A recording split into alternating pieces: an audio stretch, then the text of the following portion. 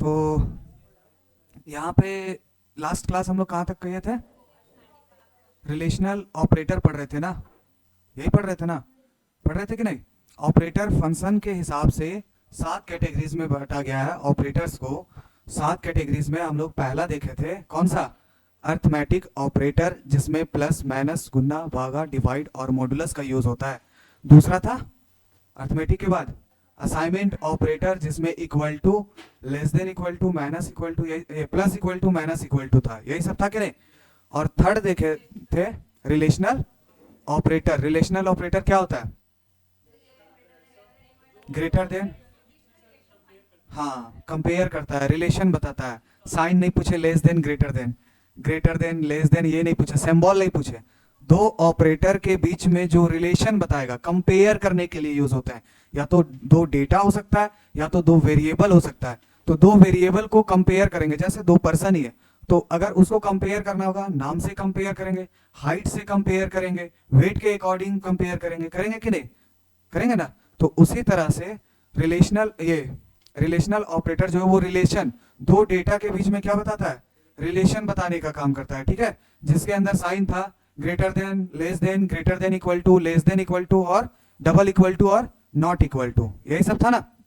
उसके बाद relational operator में हम लोग एक क्वेश्चन, उसके बाद रिलेशनल ऑपरेटर देख लिए थे ना। तो इसका रिटर्न टाइप क्या होता है? रिलेशनल ऑपरेटर का रिटर्न टाइप क्या होता है? बुलियन। यानी बुलियन का मतलब ट्रू या तो फॉल्स, या तो वो बड़ा होगा या तो छोटा होगा, जो भी कंडीशन हम लोग लिखेंगे। ये जैसे लिखे a इक्वल टू 5 और b इक्वल टू 7, उसके बाद हम दो कंडीशन लिख दिए, a ग्रेटर देन b और a लेस देन b। तो ये रिलेशनल ऑपरेटर है, ये जब भी इसका आउटपुट आएगा तो बुलियन वैल्यू ही आएगा। यानी बुलियन का मतलब क्या समझते हैं? या तो ट्रू या तो फॉल्स। तो यहाँ पे a का वैल्यू कितना है? 5 ग्रेटर देन कितना है? 7। 5 क्या बड़ा है 7 से? कंडीशन ट्रू या फॉल्स?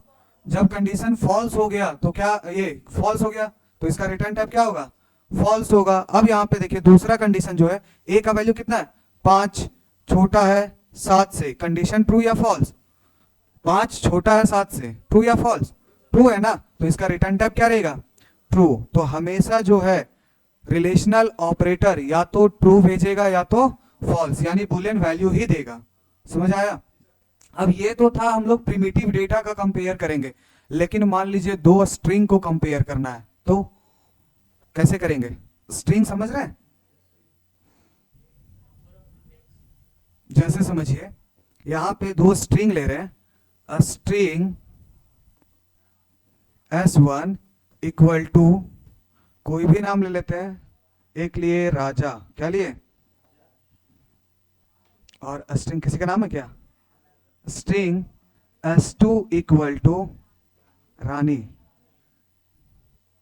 रानी, यही लिए ना? कौन कौन सा नाम है? राजा, रानी। राजा कहां पे स्टोर हो रहा है? S1 में, और रानी S2 में। अब यहाँ पे हम तो अभी डेटा को, ये भी मेरा एक डेटा है, लेकिन ये नॉन प्रिमिटिव डेटा है, समझ रहे? Non primitive. स्ट्रिंग और ऑब्जेक्ट रेफरेंस नॉन प्रिमिटिव के अंदर आता है। प्रिमिटिव में बाइट, शॉर्ट, इंट, लॉन्ग, चार हुआ, और फ्लॉट, कैर, बुलियन, कितना हो गया? 8 हो गया ना? तो 8 ही तो है प्रिमिटिव, है कि नहीं है? तो ये सब जो 8 है वो प्रिमिटिव है, और ये जो स्ट्रिंग है वो नॉन प्रिमिटिव है। तो रिलेशनल ऑपरेटर जो काम करता है वो 8 तरह का प्रिमिटिव डेटा को कंपेयर इजी से कर सकते हैं। बट जब कभी भी नॉन प्रिमिटिव डेटा का कंपेयर करना हो कि ये बराबर है या नहीं है, तो ये डबल इक्वल टू कभी भी काम नहीं करेंगे। अगर प्रोग्राम बनाएंगे तो गलत हो जाएगा, ये सटीक प्रोग्राम नहीं है। अब यहाँ पे दो स्ट्रिंग को कंपेयर कर रहे हैं ना, यहाँ पे ये राजा जो है एक स्ट्रिंग है ना। स्ट्रिंग मतलब समझ रहे हैं ना? डबल इनवाइटेड कॉमा के अंदर जो भी चीज लिखते हैं वो एक स्ट्रिंग कहलाता है। तो यहाँ पे एक स्ट्रिंग राजा है और एक स्ट्रिंग रानी, तो ये दोनों को कंपेयर करना है, तो हम कभी भी डबल इक्वल टू का यूज नहीं करेंगे। डबल इक्वल टू का यूज जब भी करते हैं तो कंपेयर करने के लिए कि ए और बी बराबर है कि नहीं है, अगर देखना है तब हम यूज करेंगे। बट यहाँ पे स्ट्रिंग है, क्या है?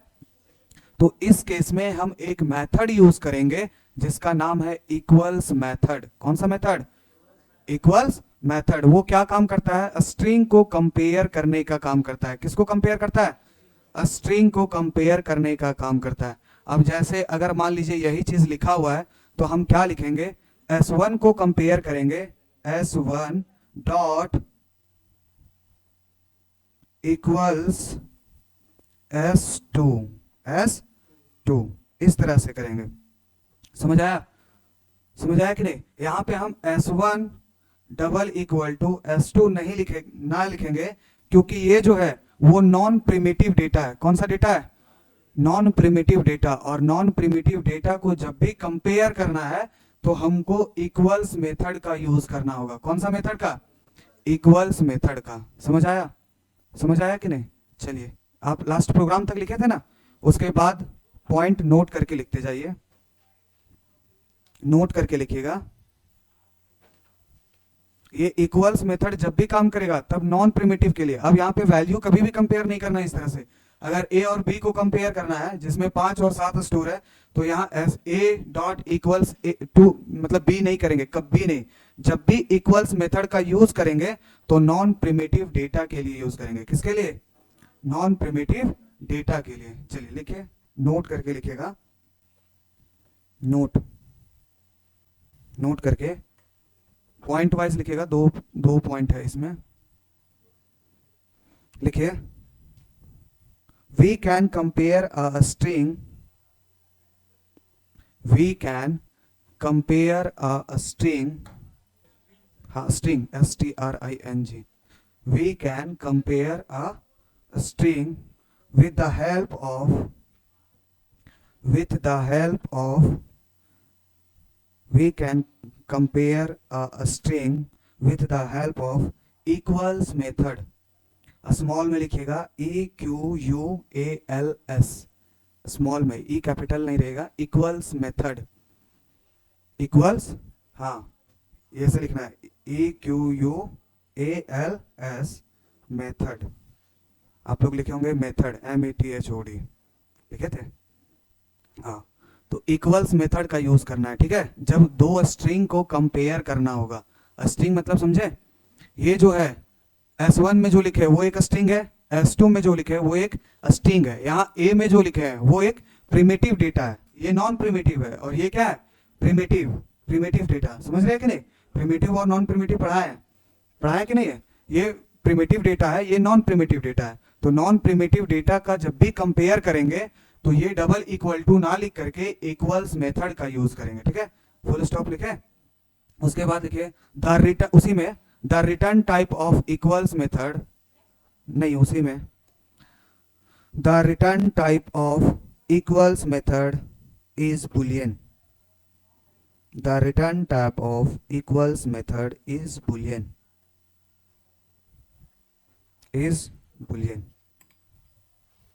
हो गया, हो गया। लिखिए सिंटैक्स,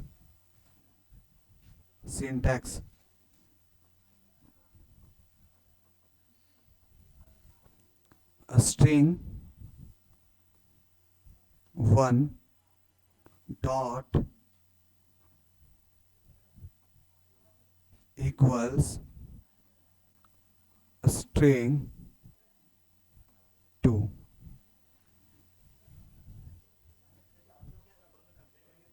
हाँ, ट्रू या फॉल्स आएगा। अगर दोनों स्ट्रिंग सेम है तो ट्रू आएगा, दोनों स्ट्रिंग अलग अलग है तो फॉल्स आएगा।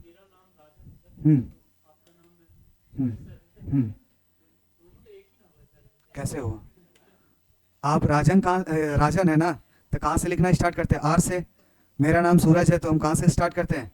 तो दोनों सेम है। नहीं तो अब एक ही चीज पूछ रहे हैं। आप बोलेंगे कि आपके 10 है, आपके पास 10 रुपया, मेरे पास 5 रुपया है, तो बोलिएगा दोनों तो पैसा ही है, तो बराबर है। हाँ, वर्ड कैसे हुआ? लेटर RAJAN लिखते हैं ना, और SURAJ है, तो कहाँ सेम है? सेम है। हाँ नहीं, हाँ अच्छा, लेंथ, हाँ लेंथ अगर बोलेंगे तो इसमें भी 5 है, इसमें भी 5 है, ठीक है। लेकिन स्टार्टिंग जो है वो अगर कंपेयर करेंगे, जैसे अगर आप लिखे 10 बराबर है 10 के, ये कंडीशन ट्रू है कि फॉल्स? ट्रू है ना। अब यही चीज बोलेंगे 10 बराबर है क्या 20 के, अब इसमें भी तो 2 वर्ड ही है, इसमें भी 2 है कि नहीं है? है ना। तो ये दोनों बराबर है क्या?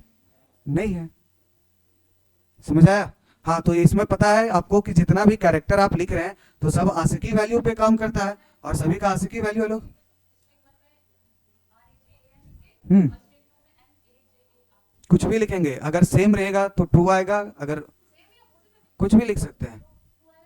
हाँ, तो वही बोल रहे हैं ना। अगर मान लीजिए आप लिखे RAJAN, ये स्ट्रिंग वन में लिखे, स्ट्रिंग 2 में लिख रहे हैं NAJAR, यही ना नजर?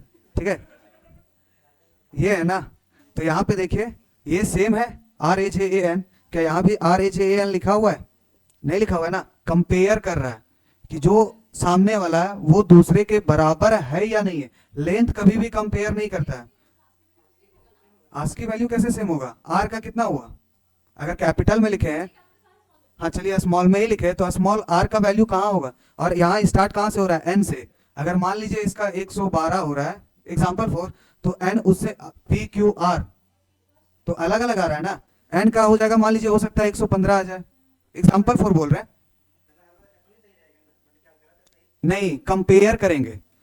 देखिए S1 जो है वो कंपेयर नहीं हो रहा है, S2 जो है उसके साथ कंपेयर कर रहे हैं S1 को। समझ आया? ये कंपेयरिंग ऑपरेटर है, यहाँ कंपेयर वाला वैल्यू है। जैसे आपको बोला गया कि कंपेयर, आपको बोला गया कि आपसे सामने वाला बच्चा पढ़ने में तेज है या कमजोर है, तो कंपेयर किससे हो रहा है? आपसे हो रहा है ना। सामने वाला हो सकता है दूसरा पर्सन भी आएगा, लेकिन कंपेयर सिर्फ, जैसे अगर मान लीजिए टॉपर बच्चा है, 97% अगर लाया टॉपर बच्चा, तो उसी के साथ सभी बच्चों का कंपेयर होगा कि नहीं? कंपेयर होगा कि नहीं? कि 97 से जो ज्यादा लाया है वो उससे बेहतर है, अगर कोई नहीं ला रहा है तो सब उससे कम है, तो कंपेयरिंग वैल्यू ये हुआ कि नहीं? तो यहाँ पे स्ट्रिंग 2 में जो भी लिखेंगे वो कंपेयरिंग वैल्यू रहेगा, उसके साथ यहाँ पे S1 जो है उसको कंपेयर करने का काम करेंगे। समझ आया? एग्जाम्पल बताएंगे, बहुत इजी से समझ आएगा। अभी थोड़ा सा कंफ्यूजन हो रहा है तो उसको थोड़ा सा बस 2-4 मिनट पेशेंस रखिए। सिंटैक्स लिखे, लिख लिए? S1 dot equals string 2, string 1 dot equals string 2, ये हमेशा कंपेयरिंग वैल्यू है, इसी के साथ कंपेयर होगा। S1 भी हो सकता है, S3, या कोई भी डेटा आप ले रहे हो उसको कंपेयर करने का काम करेंगे। समझ आया? सिंटैक्स लिख लिए। अब इसी में एक और पॉइंट लिखिए, इसके नीचे ये सिंटैक्स लिखे ना, उसके नीचे एक और पॉइंट लिखिए। ये कोई फोन करके बोलिए तो इसका चार्ज है, ये देखिए तो वही है क्या?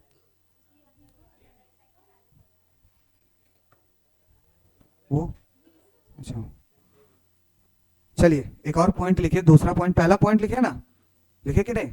कि दो स्ट्रिंग को कंपेयर करने के लिए हमेशा इक्वल्स मेथड का यूज करते हैं, और उसका रिटर्न टाइप हमेशा बुलियन होता है, यानी ट्रू होगा या तो फॉल्स होगा। दूसरा पॉइंट लिखिए उसी के नीचे, सिंटैक्स के नीचे, if both a string are the same if both a string are the same then if both a string are the same then equals method return true, equals method return true, otherwise true TRUE, equals method return true, otherwise false,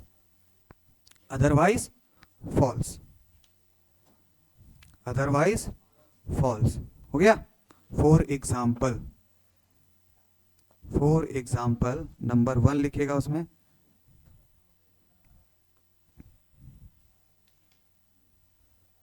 for example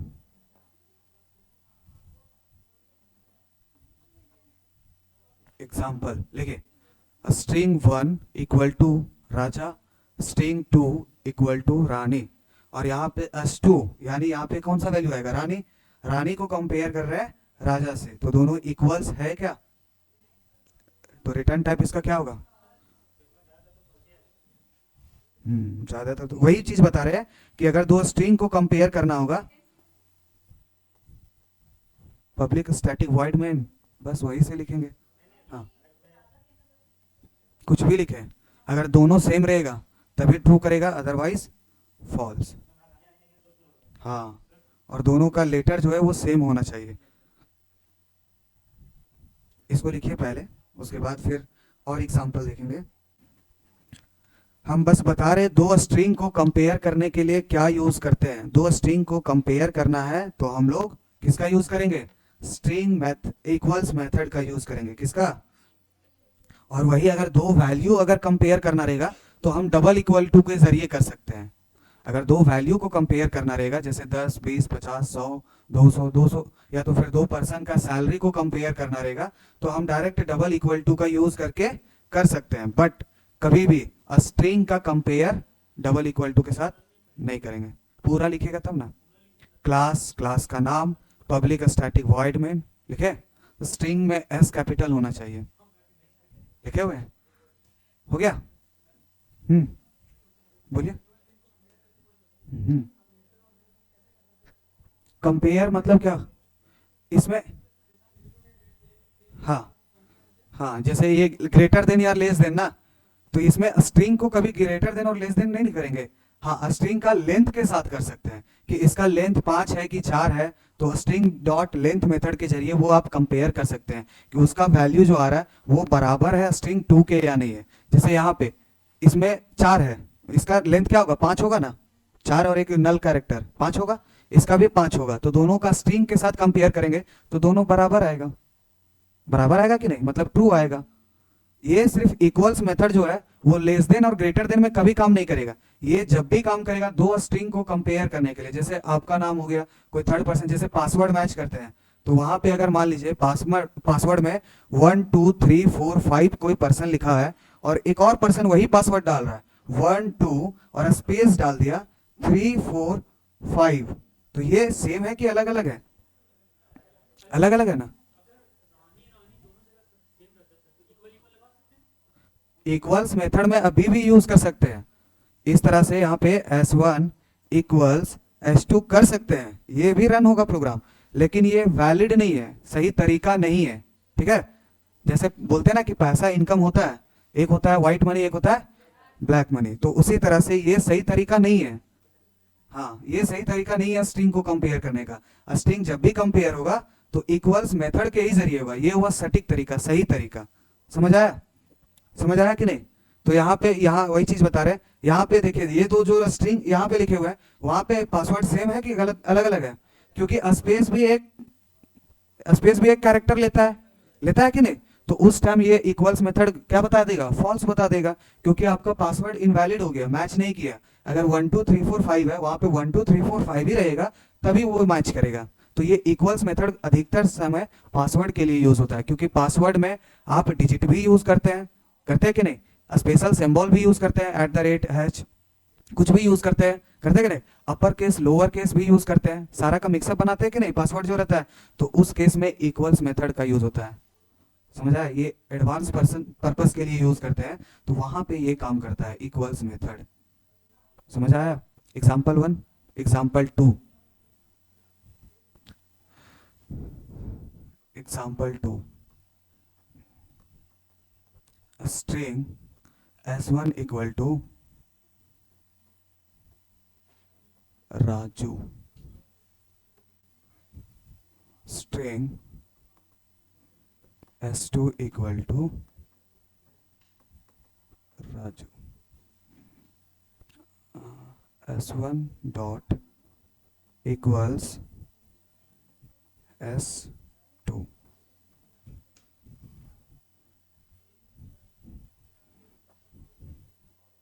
example 3,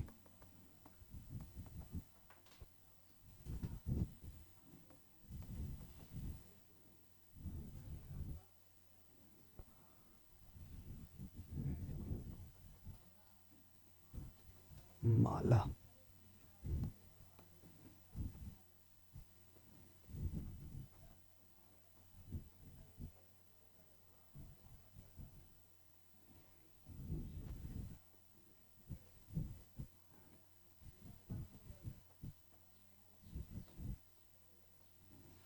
चलिए ये दोनों का output आप लोग बताइए।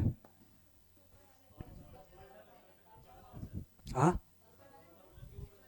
Example 2 true, true होगा ये, और ये फॉल्स। क्यों? यहां तो लिखा हुआ सेम चीज है। हाँ, आस्की वैल्यू मैच नहीं करेगा। समझ आ रहा है? अब समझ आया कि इक्वल्स मेथड कैसे काम करता है? अब कोई कंफ्यूजन नहीं है ना?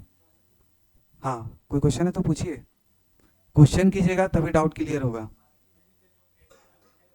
नहीं, देखिए यहाँ पे कैसे, हाँ एक दो कैरेक्टर रहा तो कर सकते हैं, बट यहाँ पे एक नहीं है ना। अगर मान लीजिए माला है तो आप यहाँ पे लग रहा है कि MALA ऐसे, लेकिन इसका अगर M का आस्की वैल्यू हो सकता है, अगर स्मॉल में ही लिखा हुआ है तो हो सकता है 122 है, इसका 97 है, इसका 128 और इसका 97, ये स्टोर कर रहा है। अब आप कैपिटल में लिखे हैं MALA, तो कैपिटल M का कहाँ से स्टार्ट होता है? 65 से, 65 से होता है ना। तो वहां से भी कुछ समझिए, मान लीजिए कि यहाँ पे 88 हो रहा है, मतलब एक फॉर एग्जांपल बता रहे हैं, ऐसा नहीं है कि यही वैल्यू है, 88 हो सकता है।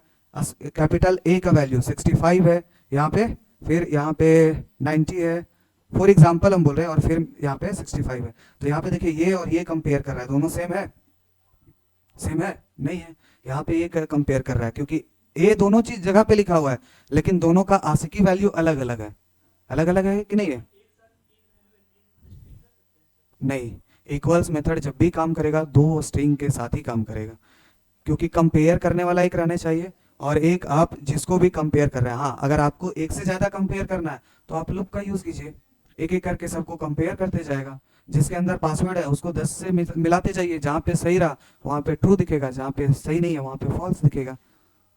इसीलिए पासवर्ड एक बार जनरेट होता है तो उसके बाद 1000% 1000 तरह का पासवर्ड डाले तो बार बार इनवैलिड दिखता है। अगर वही सही पासवर्ड डालते हैं तो मैच करके लॉगिन वगैरह हो जाता है। होता है कि नहीं? इसी तरह से काम करता है। समझ आया? समझ आया कि नहीं?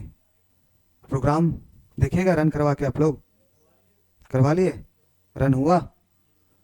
समझ आया इक्वल्स मेथड का यूज क्यों करते हैं? जब हम लोग स्ट्रिंग पढ़ेंगे ना, स्ट्रिंग एक चैप्टर ही है आप लोग का, तो स्ट्रिंग पढ़ेंगे तो उसमें और डिटेल में पढ़ेंगे कि इक्वल्स मेथड किस तरह से काम करता है। वैसे आपको बता ही दिए कि इक्वल्स मेथड किस तरह से काम करता है। ठीक है, समझ आया? अब नेक्स्ट कौन सा ऑपरेटर है? हाँ, कॉम्प्लीमेंट्स।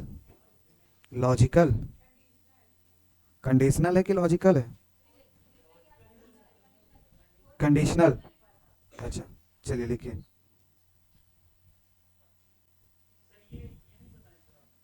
क्या? कॉम्प्लीमेंट्स वाला?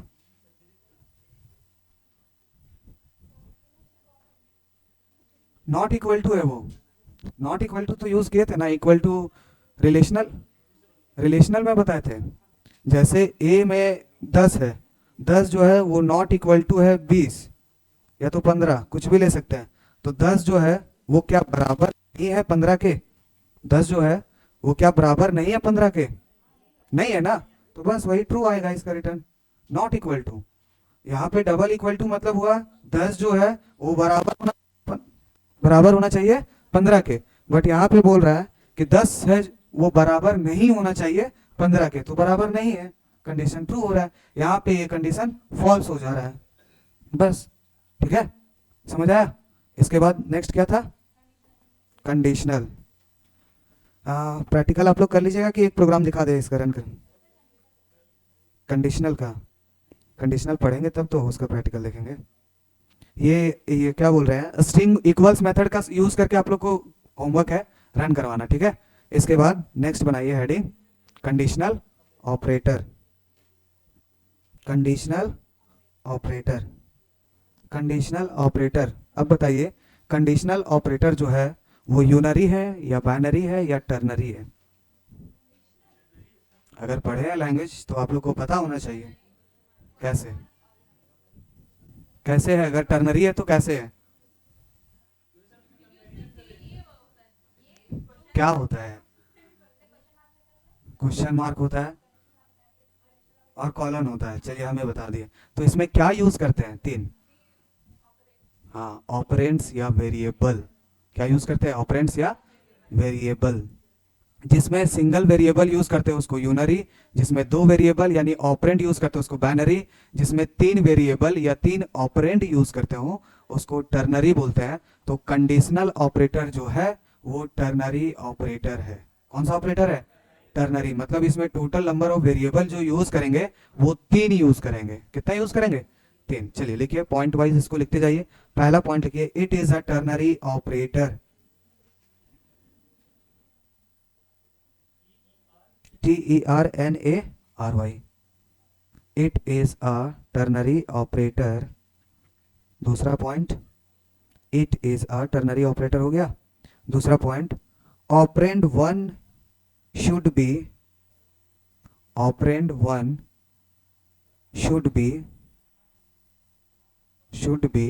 a boolean, operand 1 should be a boolean, boolean मतलब ट्रू या फॉल्स। तो ऑपरेंड 1 जो है हमेशा रिटर्न करेगा ट्रू या तो फॉल्स। नेक्स्ट पॉइंट लिखेगा, operand 2 and operand 3, operand 2 and operand 3 should be same type, operand 2 and operand 3 should be same type. अब ऐसा नहीं कि ऑपरेंड 2 को इंटीजर रखे और ऑपरेंड 3 को स्ट्रिंग रख दिए। दोनों जो ऑपरेंड 2 है और ऑपरेंड 3 है वो सेम टाइप करेगा। अगर एक स्ट्रिंग है तो दूसरा भी स्ट्रिंग रहेगा, एक इंटीजर है तो दूसरा भी इंटीजर ही रहेगा। ठीक है। Third point, if, fourth point क्या क्या लिखे, टर्नरी ऑपरेटर, उसके बाद ऑपरेंड 1 जो है वो हमेशा बुलियन रहेगा। उसके बाद 3, अच्छा हाँ 3 पॉइंट लिखे ना, चौथा, हाँ सही बात। फोर्थ पॉइंट लिखे, if the operand 1 is true, if the operand 1 is true, then operand 2 is run. If the operand 1 is true, then operand 2 is run, and if the operand 1 is false, then operand 3 is run, run यानी execute भी लिख सकते हैं। अब run का मतलब दौड़ना नहीं समझ लीजिएगा आप लोग, ठीक है। रन का मतलब क्या समझते हैं, एग्जीक्यूट करना, प्रोग्राम रन करना यानी program line by line execute करेगा। ठीक है। लिखिए syntax, operand 1 question mark, operand 2, operand 1 operand 2 और कॉलन ऑपरेंड 3। छोटा बड़ा हो गया, अच्छा हाँ इसको स्मॉल कर लीजिए, ऑपरेंड 3 और एंड करेंगे सेमीकोलन, ऑपरेंड 1 ऑपरेंड 2 और ऑपरेंड 3। ये सिंटैक्स है। ठीक है। उसी के नीचे लिखिएगा, अगर ऑपरेंड 1 ट्रू हुआ, क्या होगा, ट्रू, तो ऑपरेंड 2 में जो भी चीज लिखा हुआ रहेगा वही एग्जीक्यूट करेगा, और ऑपरेंड 3 में जो भी लिखा रहेगा वो एग्जीक्यूट नहीं करेगा। यानी अगर ये ट्रू हुआ तो ऑपरेंड 2 एग्जीक्यूट यानी रन करेगा, क्या करेगा, रन करेगा। ठीक है। इसी तरह से अगर ऑपरेंड 1 फॉल्स हुआ तो ऑपरेंड 2 कॉलन ऑपरेंड 3, तो कौन सा रन करेगा, ऑपरेंड 3 एग्जीक्यूट करेगा यानी रन करेगा। यानी ये जो हो गया वो ट्रू वैल्यू के लिए रन होता है और ये फॉल्स के लिए। ऑपरेंड 2 जो है वो ट्रू हो गया, ऑपरेंड 3 जो है वो फॉल्स हो जाता है। हो गया, समझ आया। कंडीशनल ऑपरेटर जो है उसमें वेरिएबल टोटल कितना यूज करेंगे, 3। तो यहाँ पे ये एक वेरिएबल है, दूसरा ये और एक तीसरा ये। ठीक है। तो यहाँ पे समझिए, अगर ये ऑपरेंड यहाँ पे जब भी लिखेंगे वो कंडीशन लिखने का काम करेंगे। क्या लिखेंगे, कंडीशन। क्या लिखेंगे, कंडीशन। अब कंडीशन लिखेंगे यानी कोई आप काम कर रहे हैं तो या तो सक्सेसफुल काम होगा या तो इनकम्प्लीट रहेगा। दो ही पॉसिबिलिटी हो सकता है कि नहीं, कोई भी आप काम करेंगे या कहीं जा ही रहे हैं या कोई काम कर रहे हैं तो या तो सक्सेसफुल होगा या तो इनकम्प्लीट होगा, यानी ट्रू या तो फॉल्स। तो उसी तरह से अगर कोई कंडीशन लिखे तो कंडीशन या तो ट्रू होगा या तो फॉल्स होगा। क्या होगा? फॉल्स होगा। तो अगर मान लीजिए कंडीशन जो ऑपरेंट 1 में लिखा जाएगा, अगर ये कंडीशन ट्रू होता है, क्या होता है? ये जो कंडीशन लिखे है अगर ट्रू हुआ तो ऑपरेंड 2 रन करेगा। कौन सा ऑपरेंड? ऑपरेंड 2, यानी ये जो सामने वाला है वो हमेशा रन करेगा जब कंडीशन ट्रू हो जाएगा। कंडीशन क्या हो जाएगा? और जब ये कंडीशन जो लिखे है वो फॉल्स होगा तो क्या रन करेगा? ऑपरेंड 3। समझ आया? तो ये इसका अगर रिटर्न टाइप पूछा जाएगा आपसे कि कंडीशनल ऑपरेटर का जो रिटर्न टाइप होता है वो क्या होता है, किस पे डिपेंड करता है? ऑपरेंड 1 पे। ऑपरेंड 1 पे रिटर्न टाइप 1 पे, किस पे? अगर पूछा जाए कि कंडीशनल ऑपरेटर का रिटर्न टाइप किस पे डिपेंड करता है तीनों में से, तो किस पे? हम ऑपरेंड 1 2 3 पूछ रहे हैं, ट्रू बुलियन नहीं। 1 पे कैसे करेगा? ये कंडीशन चेक कर रहा है ना, ऑपरेंड 2 और ऑपरेंड 3 पे डिपेंड करेगा। अब कैसे वो समझिए, ये हमेशा या तो ट्रू होगा या तो फॉल्स होगा। तो ट्रू होगा तो क्या रिटर्न करेगा? ऑपरेंड 2, और अगर फॉल्स हुआ तो ऑपरेंड 3। तो रिटर्न टाइप अब यहाँ पे जो भी चीज लिखेगा वही रिटर्न करेगा ना, या तो यहाँ पे इंटीजर वैल्यू लिख सकते हैं या तो फ्लोट वैल्यू या तो बुलियन वैल्यू। तो रिटर्न टाइप हमेशा डिपेंड करेगा ऑपरेंड 2 और ऑपरेंड 3 पे। समझ आया?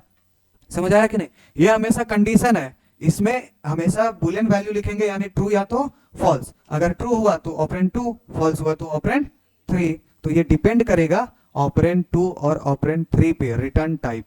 समझ आया? समझ आया कि नहीं? अब इसका लिख लीजिए एक नीचे उसी के नोट में, the return type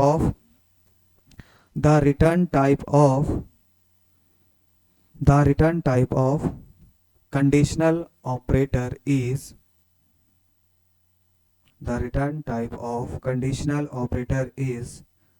depend upon the return type of conditional operator is depend upon operand 2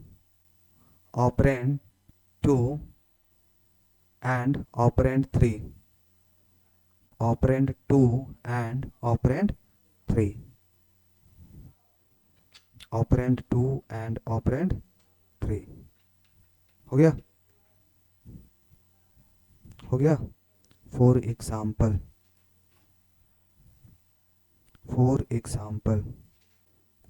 कौन सा ऑपरेटर है ये? कंडीशनल ना। हो गया? फॉर एग्जाम्पल लिखे,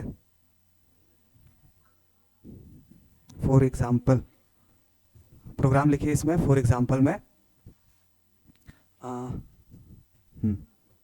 क्लास कंडीशन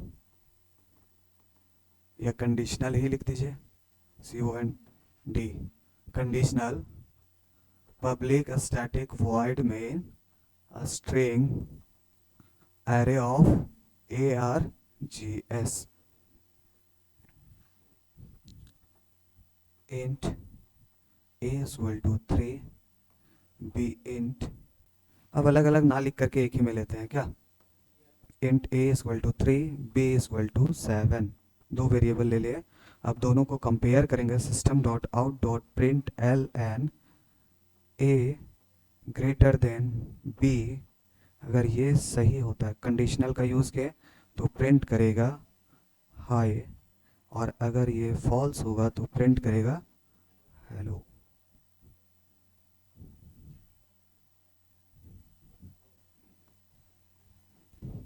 और यहाँ पे कर ले ब्रैकेट क्लोज।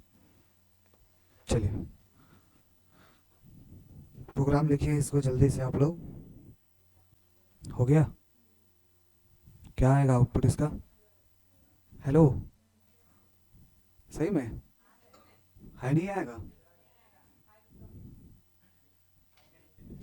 अच्छा, हाई का रिप्लाई मिला। प्रोग्राम समझ आया? टोटल कंडीशनल ऑपरेटर में 3 वेरिएबल यानी 3 ऑपरेंड का यूज करते हैं। तो यहाँ पे जो ये लिखा हुआ है ऑपरेंड 1, यहाँ जो लिखा हुआ है ऑपरेंड 2, और यहाँ जो लिखा हुआ है operand 3। Operand 2 and operand 3 should be same type. Same है कि नहीं है? अगर एक स्ट्रिंग है तो दूसरा भी स्ट्रिंग है। एक अगर नंबर लेते, अगर मान लीजिए 10 ले लेते और सोचते कि हम एक फिर कॉलन के बाद हाई लिखते हैं, तो ये पॉसिबल नहीं है। दोनों जो रहेगा सेम टाइप का रहना चाहिए, सेम टाइप का रहना चाहिए। समझ आया? हाँ दोनों चलेगा, लेकिन दोनों चलेगा तभी जब दोनों एक जैसा रहेगा। प्रिमिटिव भी लिख सकते हैं, नॉन प्रिमिटिव भी लिख सकते हैं, लेकिन दोनों हमेशा सेम टाइप का, सेम ही होना चाहिए। अगर यहाँ बाइट लिखे तो यहाँ भी बाइट, शॉर्ट लिखे बाइट शॉर्ट इंट लॉन्ग तक तो ठीक है।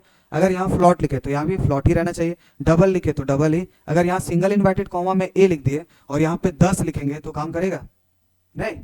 क्यों? कैरेक्टर कैसा ट्रीट किया जाता है? नंबर के जैसा। तो काम करेगा कि नहीं करेगा? आप लोग को स्टार्टिंग से बताते जा रहे हैं, कैरेक्टर जो ट्रीट करता है नंबर के जैसा ट्रीट करता है तो काम करेगा, ठीक है। उसके बाद एक स्ट्रिंग लिखेंगे और अगर एक फ्लॉट लिखेंगे तो काम करेगा नहीं करेगा, क्योंकि यहाँ पे स्ट्रिंग है तो दूसरा भी स्ट्रिंग टाइप का ही होना चाहिए। समझ आ रहा है? तो इसका आउटपुट यहाँ पे देखिए, ए पहले तो ये लाइन एग्जीक्यूट होगा तो ए का वैल्यू 3 है, मतलब ए एक मेमोरी क्रिएट करेगा जिसमें कितना स्टोर है 3, और बी में कितना स्टोर है 7, और दोनों टाइप पूछा जाए तो किस टाइप का है? किस टाइप का? इंटीजर टाइप का, यानी बिना पॉइंट वाला नंबर लेगा। अब यहाँ पे उसके बाद से नेक्स्ट लाइन है, प्रिंट करने का काम करेगा ए का वैल्यू ग्रेटर देन बी से। तो ए का वैल्यू कितना है? कितना है? 3। क्या बड़ा है 7 से? कंडीशन ट्रू या फॉल्स?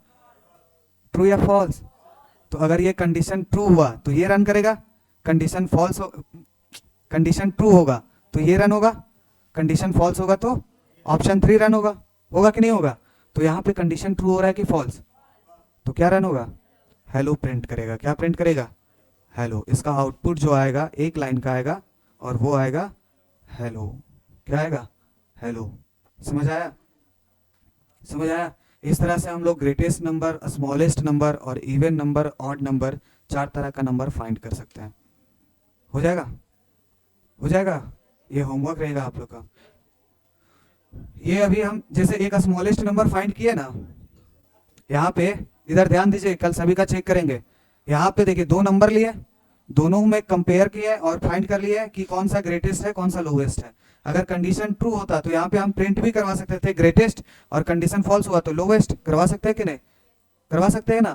तो इसी तरह से ग्रेटेस्ट नंबर का एक प्रोग्राम बनाना है, 2 नंबर लेना है, उसी को कंपेयर करना है और ग्रेटेस्ट नंबर है कि नहीं ये चेक करवाना है। ट्रू या तो फॉल्स रिटर्न करवाना है, ठीक है। ट्रू या तो ग्रेटेस्ट नहीं है, ट्रू या तो फॉल्स, ठीक है। जैसे अभी यहाँ पे ग्रेटेस्ट फाइंड किए तो यहाँ पे फॉल्स आना चाहिए, क्योंकि 3 बड़ा तो नहीं है 7 से, तो फॉल्स आएगा। अगर यही चीज अगर कंपेयर करते हैं, 3 क्या छोटा है 7 से, कंडीशन ट्रू या फॉल्स? तो कंडीशन ट्रू रहता तो ट्रू प्रिंट करवा देते हैं, ठीक है। 2 प्रोग्राम हुआ, स्मॉलेस्ट और ग्रेटेस्ट का, और एक नंबर लेना है, उसको चेक करना है कि वो इवन नंबर है कि ऑड नंबर। जैसे एग्जांपल 4, यहाँ पे एक ही नंबर लेंगे, 9 ले लिए। कौन सा ले लिए? और 9 को कंपेयर करना है कि इवन नंबर है कि ऑड नंबर। अगर ये इवन है कि ऑड है तो यहाँ पे इवन लिख दीजिएगा और यहाँ पे ऑड, तो और हमको प्रिंट करवाना है। अगर ये ऑड नंबर है तो ऑड आउटपुट आना चाहिए। अगर वही 8 रहता तो 8 इवन नंबर है कि ऑड नंबर, तो यहाँ पे इवन लिख करके प्रिंट करवाना है। हो जाएगा? होगा कि नहीं होगा? हाँ, तो ऑपरेट 1 में कंडीशन आपको लिखना है ना। क्या लिखना है? ए का मॉडुलस 2 के साथ निकालेंगे डबल इक्वल टू 0। ये डिवाइड का भी बताया, डबल इक्वल टू भी बता दिए। मतलब इसका जो वैल्यू आएगा अगर वो 0 के बराबर है तो इवन नंबर, और नहीं तो ऑड नंबर। बस इसी को लिखना है, ठीक है। समझ आया? बन जाएगा ना। नेक्स्ट क्लास में आप लोग का चेक करेंगे प्रोग्राम। रन भी होना चाहिए, ऐसा नहीं कि कॉपी पे लिख के ले आए, सिस्टम पे रन भी करवाना है, ठीक है। नेक्स्ट क्लास में देखेंगे लॉजिकल ऑपरेटर।